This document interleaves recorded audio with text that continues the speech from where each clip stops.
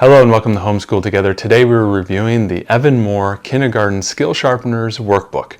This is much in the vein of the pre-K book, continuing on with counting, addition and subtraction, patterning through algebra, graphing, measuring, and doing a lot of geometry and shapes. Again, only 10 units in this whole book, about 130 pages, just for about $10, which is a great price.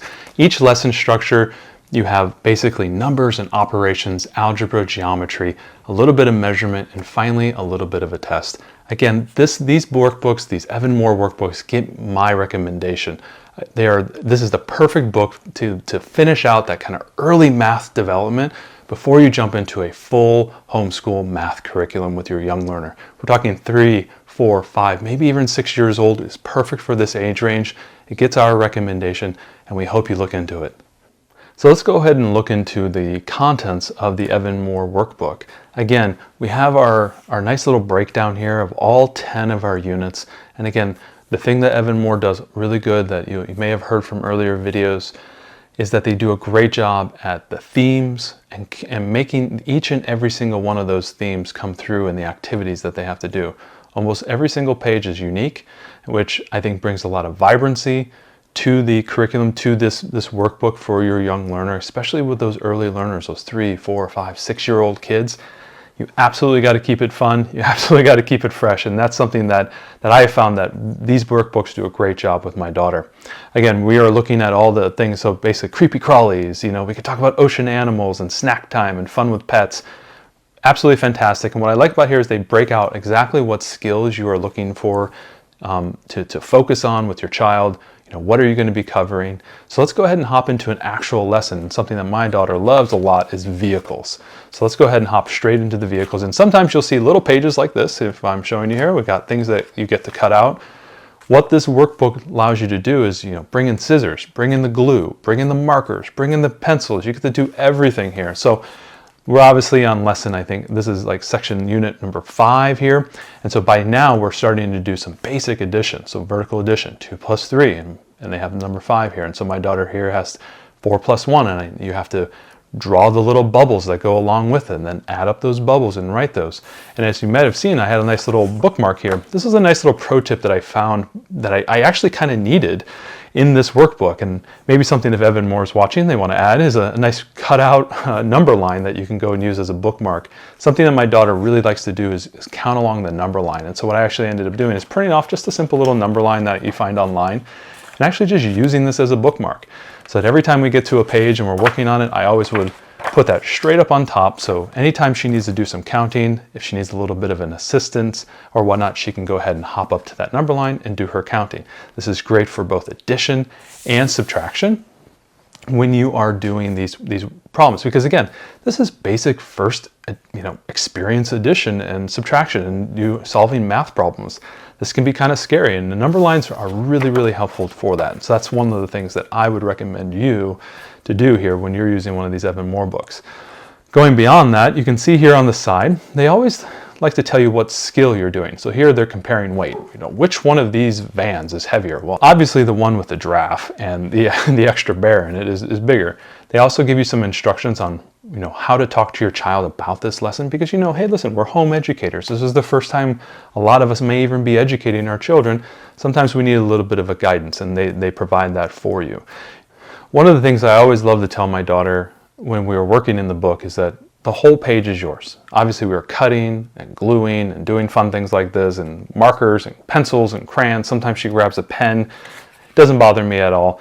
This is a book that she's meant to consume and actually use. Obviously here we're doing our numbers here. Her classic M that is masquerading as a 3. You always find those little fun little things when you're looking back on these books. Her little parrot that she drew over here.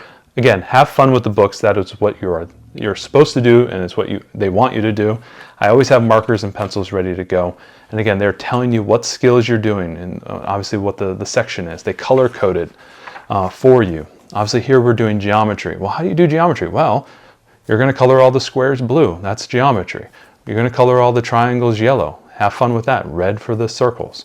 Over here we're doing roller skates, and we're doing simple addition. So visually seeing the thing and then using your fingers to count to figure out how many there are.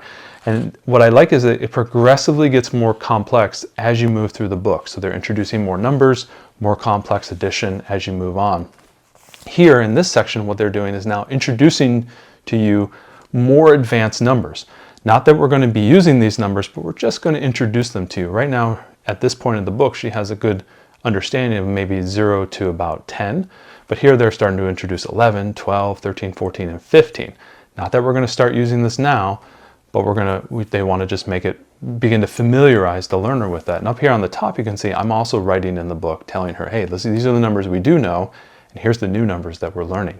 So definitely use the space. We're doing graphing here, and it's asking which row has the most vehicles. Well, obviously the four-wheeled vehicles win the day here in these graphing. And so again, how to talk to your child about this, what skill you're learning here.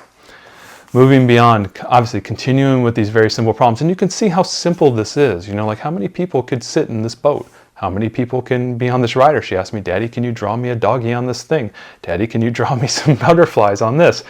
Have fun with it. That's what you're meant to do. I think she drew most of these little people in the vans, solving some simple math problems and some simple word problems, things that you're reading to them. We are absolutely not expecting our young learners to actually read these word problems. You're there to read it to them, and you guys work together on solving these simple math problems.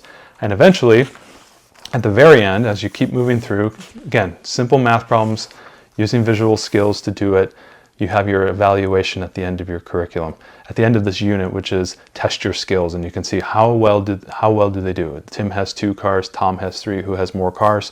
Well, obviously Tom wins the day. He has more cars.